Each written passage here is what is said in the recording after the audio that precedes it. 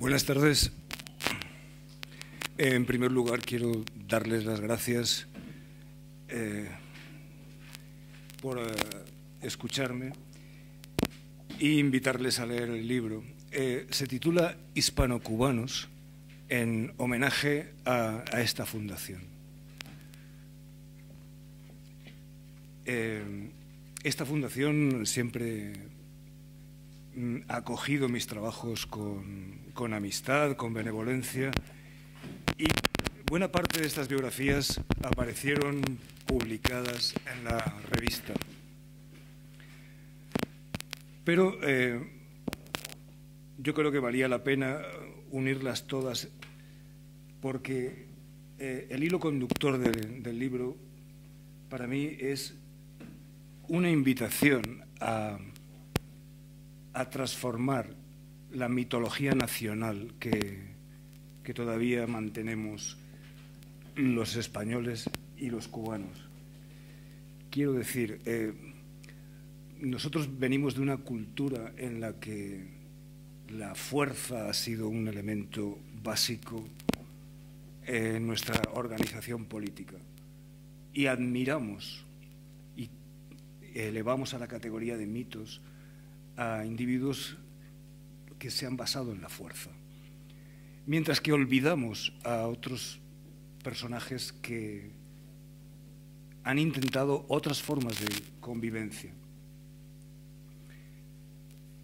Por ejemplo, todos conocemos a Hernán Cortés, el gran conquistador, el hombre arrollador, el aventurero, pero creo que casi todos desconocemos a Diego de Velázquez, el primer gobernador, el que fundó las ciudades de Cuba, las primeras ciudades, y que fue un oficial del rey que se limitó a hacer cumplir la ley y que fue traicionado por este magnífico aventurero.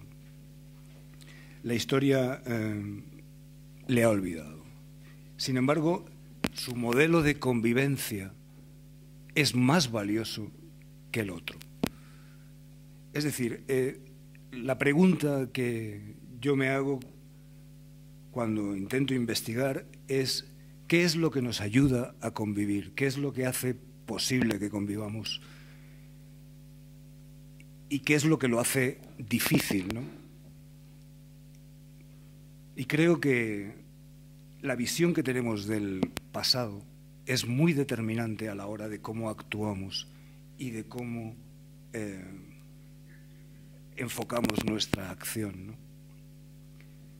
Si lo que queremos es un futuro basado en valores de libertad, tolerancia, respeto de la ley, tenemos que empezar a magnificar a aquellos personajes que han hecho eso precisamente, y tenemos que empezar a olvidar a los que no lo han hecho. En fin, no quiero extenderme mucho más, pero sí que me gustaría que me permitieran una breve exposición esquemática que espero que sea suficientemente provocativa para que ustedes hagan alguna pregunta y discrepen de mí, ¿no? Vamos a ver. Hay una serie de héroes de la violencia y hay otros héroes de la convivencia. La primera generación de liberales que reclamaron la autonomía de la isla de Cuba eran los ilustrados, fundamentalmente Arango. Eran patriotas cubanos y patriotas españoles, que jamás cuestionaron su relación con la monarquía hispana. Para ellos eso era la garantía de la ley.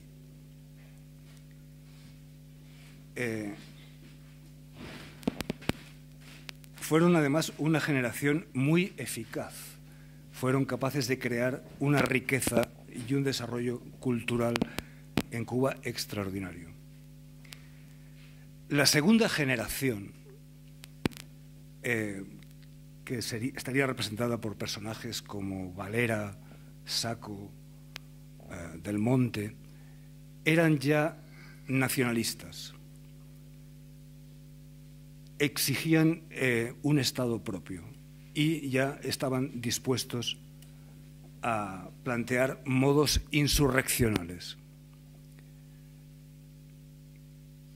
A partir de 1825, Félix Valera,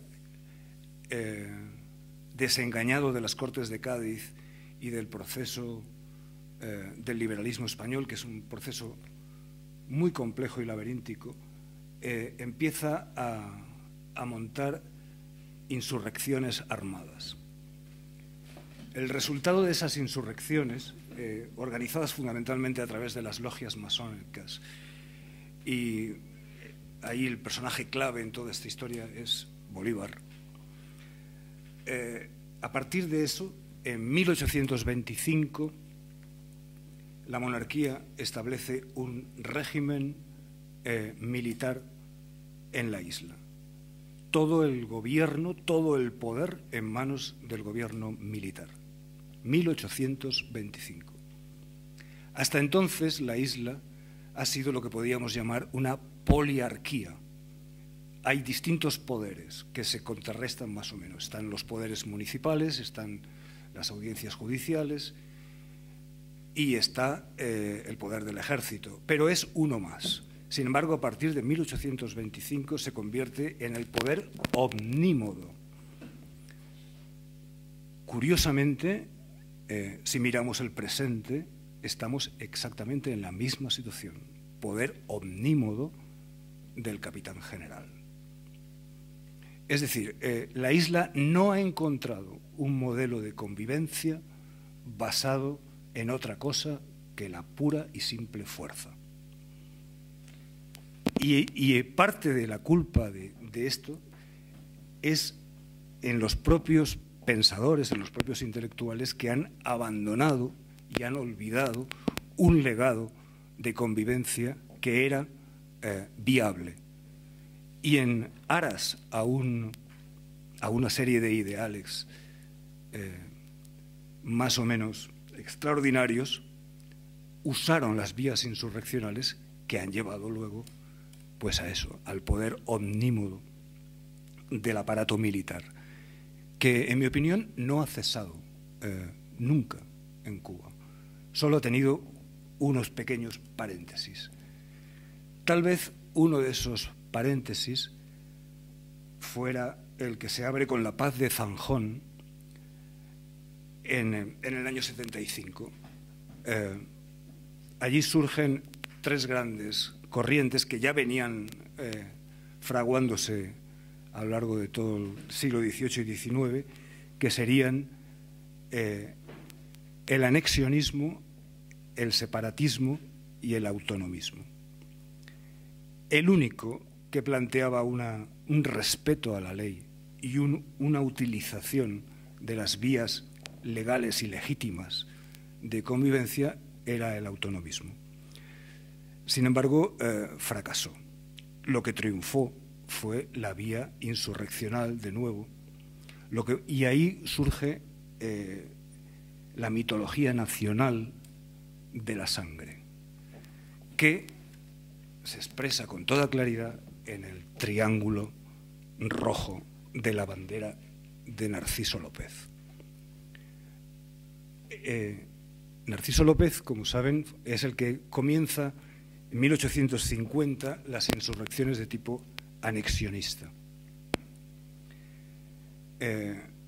Esa bandera, ese triángulo masónico rojo, coloca a la sangre, a la violencia y a la fuerza como el elemento hegemónico de esa sociedad. Hay figuras extraordinarias en el movimiento anexionistas, entre ellos Agramonte, que van a seguir este camino. A mí la figura de Agramonte también es una figura que me resultó muy entrañable, porque era un hombre extraordinario, con una capacidad como como abogado, como hombre de leyes y hombre de cultura, pero que se vio completamente frustrada cuando se vio obligado a tomar las armas y acabó convertido en el Bayardo, ¿no? en el héroe guerrero. Y así es como se le recuerda, no como un hombre de leyes, sino como un hombre de guerra. Como ustedes saben, Castro se considera Céspedes reencarnado, ¿no? Y el héroe fundacional de la nacionalidad cubana sería Céspedes. Y como saben, durante la propia insurrección hubo un debate muy intenso entre lo que era el mando militar, Céspedes, y lo que era el Congreso de Guaymaro, la parte, digamos, legislativa y civil de la insurrección. Ese debate ha producido ríos de tinta historiográfica y en él acabó abandonada la vía legislativa y se dio primacía a la vía guerrera. Las siguientes constituciones que se crearán en Cuba son todas de corte presidencialista.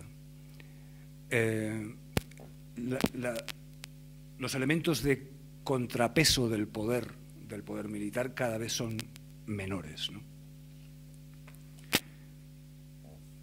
Es decir, el poder omnímodo del aparato militar se perpetúa una y otra vez.